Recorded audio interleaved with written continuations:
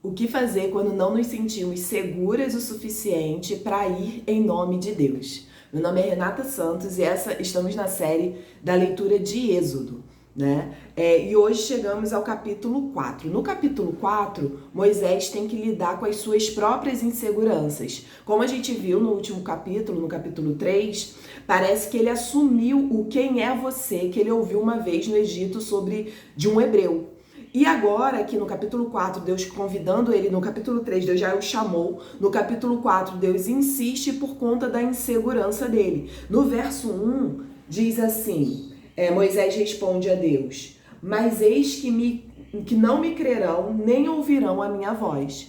E aí, o interessante é que, para convencer Moisés, Deus usa coisas que já tem, né? Que ele já tem, que o próprio Moisés já tem. Ou seja, um cajado, a sua mão e até a água do Nilo, que ele já conhece. Então ele usa o cajado para jogar no chão e virar uma serpente, né, fazer um milagre, a mão que se torna leprosa e a água do Nilo que ele joga na terra e se transforma em sangue. Então Deus usa tanto coisas que ele já tem, Moisés já tem, que são dele, e também Deus faz com que ele veja já um sinal do que ele vai ver maior depois, né? Como na questão da água do Nilo. Mas qual a reflexão que eu quero deixar aqui, que eu fiz para mim e quero compartilhar com você? Deus tem novas formas de usar aquilo que nós já temos.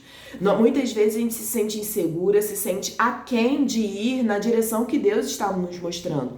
Porque estão gritando diante de nós as nossas inseguranças, os nossos defeitos, aquilo que a gente sabe que não sabe, né? E aquilo que a gente sabe que faz errado, aquilo que a gente já tentou fazer certo e não conseguiu.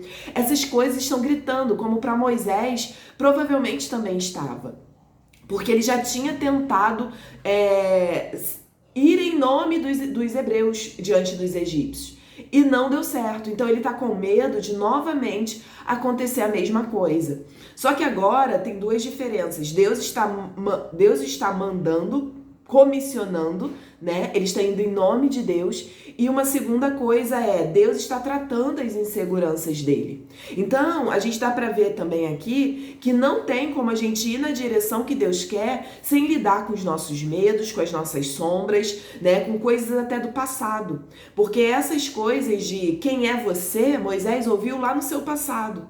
Mas agora Deus está voltando lá e tratando isso. E o que isso fala conosco, né? Você tem talentos, você tem dons, tem habilidades, tem recursos que Deus quer usar.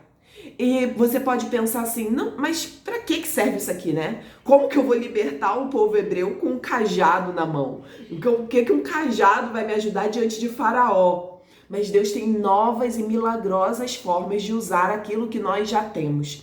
Então, uma dificuldade que a gente pode encontrar nesse trajeto é não querer ser vulnerável, não querer parecer fraco, sabe? Não botar diante de Deus as nossas vulnerabilidades. Moisés abre o seu coração para Deus.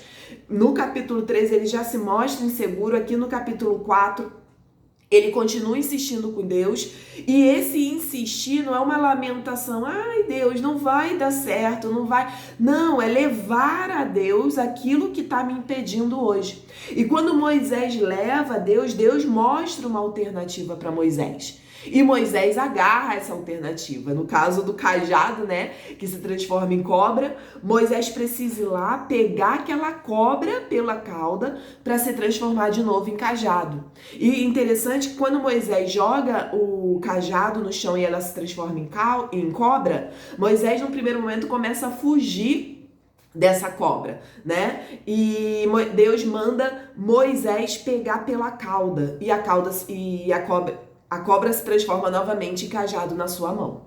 Então, minha oração é que você e eu estejamos vulneráveis diante de Deus e corajosas e confiantes que Deus sabe usar aquilo que a gente tem de maneira milagrosa. A forma que a gente enxerga os recursos que nós temos não é a mesma forma que Deus enxerga. Deus tem pensamentos muito mais altos que os nossos. Amém? Que Deus te abençoe nesse dia.